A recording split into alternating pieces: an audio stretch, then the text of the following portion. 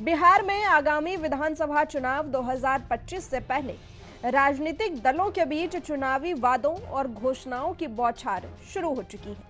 विपक्षी महागठबंधन की अगुवाई कर रही राष्ट्रीय जनता दल आरजेडी इस बार अपने पारंपरिक एमवाई यानी कि मुस्लिम और यादव समीकरण से आगे बढ़कर दलित और महादलित वर्ग को साधने में जुट गई है।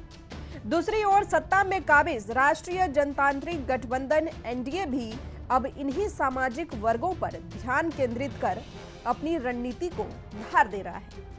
अब सवाल उठता है कि क्या दलित महादलित कार्ड से एनडीए लालू यादव के एमवाई समीकरण को काउंटर कर पाएगा। दलित और महादलित मतदाताओं पर दोनों ही गठबंधनों का फोकस है। तेजस्वी यादव पहले ही आरजेडी को ए टू जेड की पार्टी बताकर बाप यानी कि बैकवर्ड, अगड़ा, आधी आबादी और पुअर का नया समीकरण दे चुके हैं।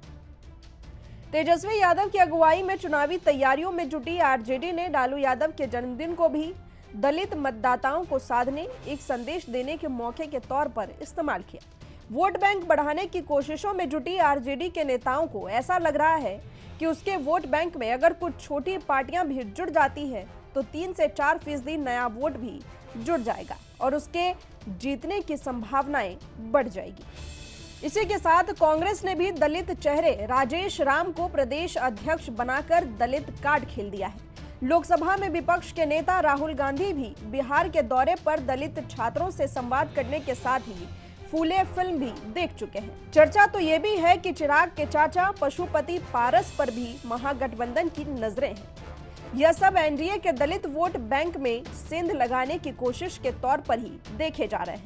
विपक्षी खेमे के नेताओं को लग रहा है कि परंपरागत मतदाताओं के साथ नए वोट बेस का जुड़ना आरजेडी और महागठबंधन के लिए चेरी ऑन द केक जैसा होगा।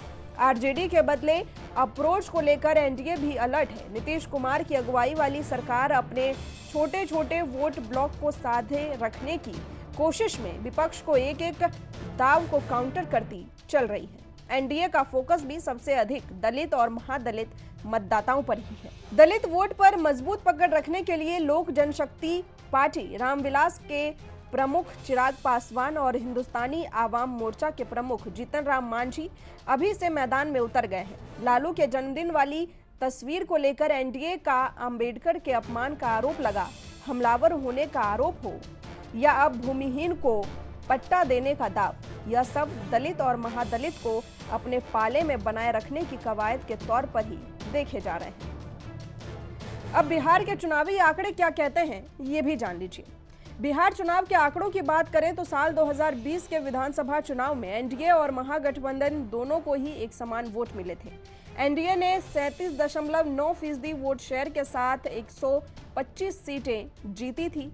महागठबंधन को भी एनडीए के ही बराबर 37.9% वोट मिले थे, लेकिन सीटों के लिहाज से आरजेडी की अगुवाई वाला गठबंधन 110 के साथ एनडीए से 15 सीट पीछे रह गया था। यहाँ गौर करने वाली बात यह है कि तब चिराग पासवान की अगुवाई वाली पार्टी ने 137 सीटों पर अकेले चुनाव लड़ा था और उसे 5.8% वोट मिले थे।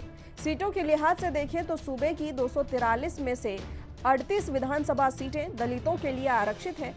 इन आरक्षित सीटों में से 21 सीटों पर एनडीए और 17 पर आरजेडी की अगुवाई वाले विपक्षी महागठबंधन को जीत मिली थी। वोटिंग पैटर्न की बात करें तो दुसाद यानी कि पासवान एलजेपी के कोर वोटर माने जाते हैं।